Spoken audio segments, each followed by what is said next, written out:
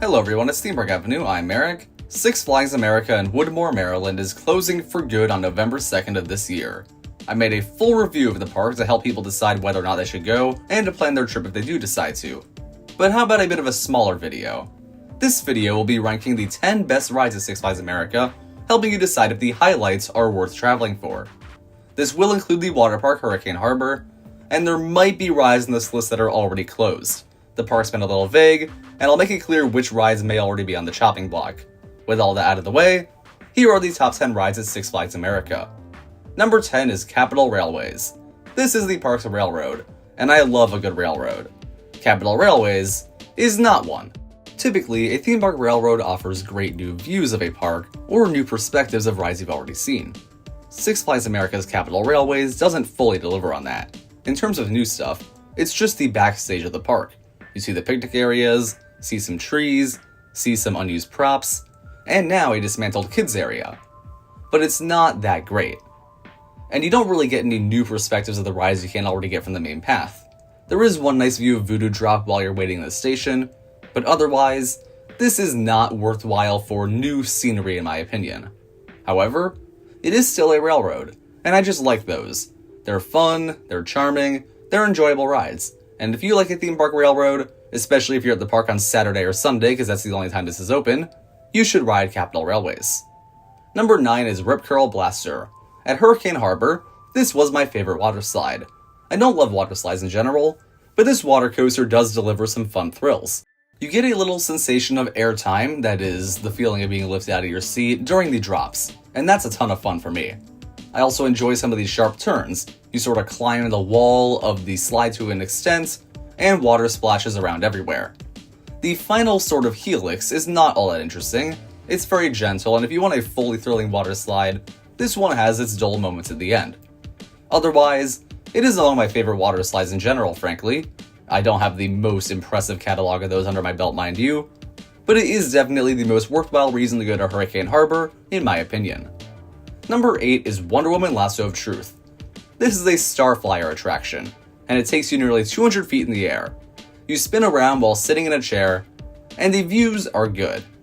Once again, the park is not the most visually stunning, but this ride still offers some great bird's eye views, nice use of the nearby tallest roller coaster in the park, Superman, and it can even give you some views of Washington, D.C. It is definitely one of the best attractions in the park for introducing you to thrills and heights as well. It is quite tall, but it's not super fast. It's a fairly gentle thrill once you get taken up, and I can see it being scary for some, but I think if any of you are going to this park trying to be introduced to more thrilling rides, this is a great stepping stone, and it's definitely one of the best non-roller coasters in the park. Number 7 is Raging Cajun. The park's family coaster, this spinning wild mouse is deceptively terrifying. It might batter you around more than anything else on here. It can be too much for most, frankly. For me, it's awesome. You get slammed from side to side, in the first half anyway, because in the second half, your train begins to spin, and instead of being slammed, you are pushed into one side, and you stay there for most of the rest of the ride.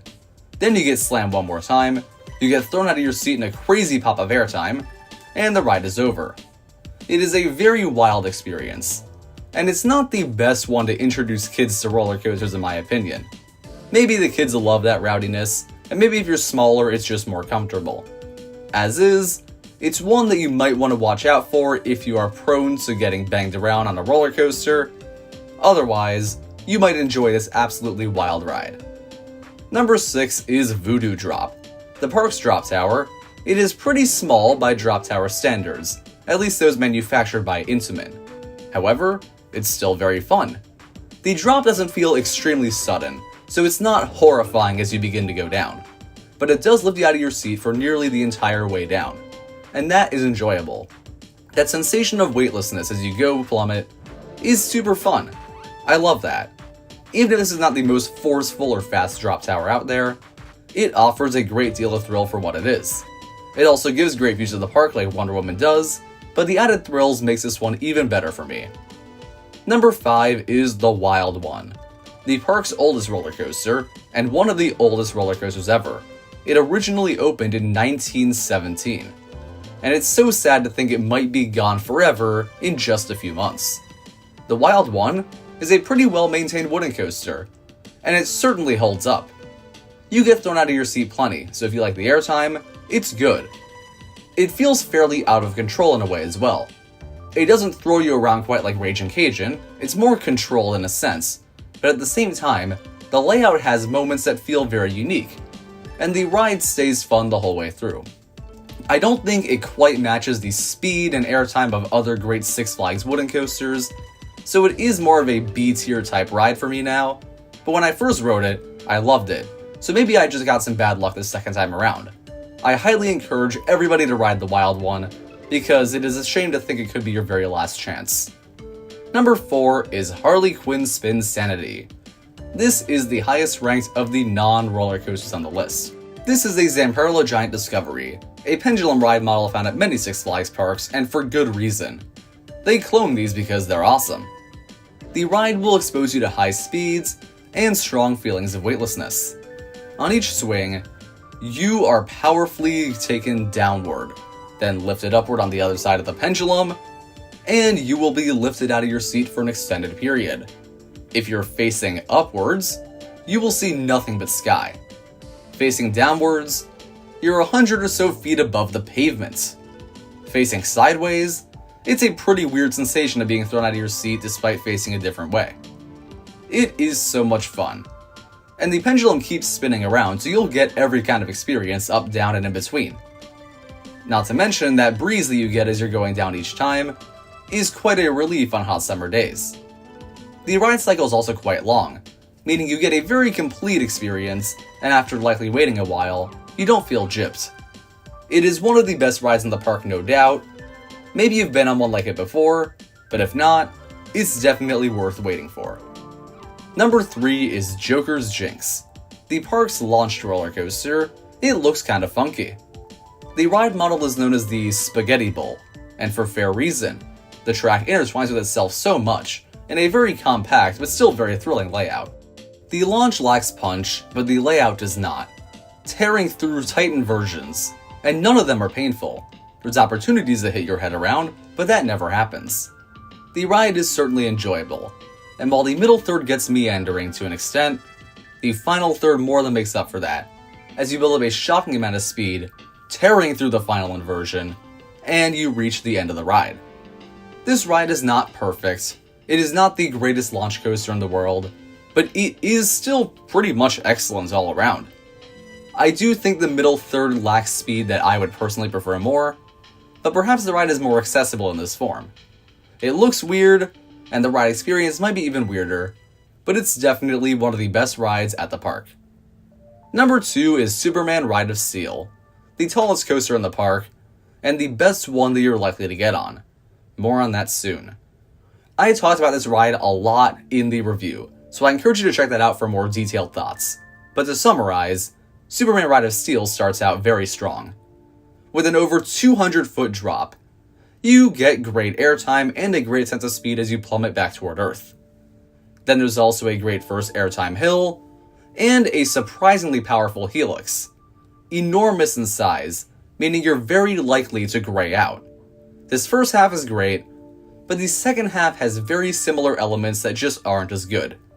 Now mind you, that's not unusual for a roller coaster.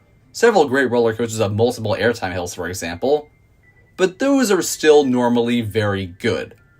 On this ride, the second helix just isn't as good, not only compared to the first helix, but on its own, it just feels a bit too slow and gentle, and I don't think it really justifies its existence. The final few hills also do bang you around a little bit, making this one of the more uncomfortable hypercoasters I've been on. Otherwise, this is still certainly a great ride. The first half is phenomenal, and definitely some of the best you'll experience at the park. It is not a perfect ride, but it doesn't need to be, and it's a great headliner for the park, but definitely not my number 1. Number 1 is/was Batwing. Batwing has not been opened for several weeks. At the very least, I have not heard any mention of it being open since early July. And even then, that may have been a fluke. Batwing was unreliable before the park was going to be closed for good. It's only gotten worse since then. Very few people are getting on Batwing, you're very unlikely to ride it, but if you do, you will be experiencing not only the best ride in the park, but the last of its kind. Batwing is a Vekoma Flying Dutchman, a weird flying model, different from something like Manta at SeaWorld Orlando, because you begin on your back, and you keep flipping between being on your back and on your stomach throughout the ride. And this ride was intense. The vertical loop was one of the most brutal moments I've ever experienced, frankly. A super powerful inversion, not uncomfortable, just forceful, and a great adrenaline rush. And even an element as simple as a helix at the end of the ride feels so much more interesting, not only for the great sense of speed, but also the fact that you're facing the ground for that part, and you get pretty close to it too. This ride sat on the ugliest back plot of land you've ever seen. But looks can be deceiving, as this ride is a beautiful experience once you're on it. That sounds a little corny, I'm sure, but nonetheless, Batwing was a great roller coaster. Not for the faint of heart or stomach, perhaps, but if you can handle that intensity and you love a good thrilling roller coaster, Batwing was definitely my top choice in the park. And unfortunately, we may have already missed the boat on this one, but maybe not. So if you go to Six Flags America, let me know if you get on Batwing, and let me know if you agree that it is the #1 roller coaster at Six Flags America. Thank you for watching, I hope you enjoyed this ranking. Please comment down below your thoughts and check out my full review of the park if you have any more questions. Subscribe for more theme park videos. I'll see you next time.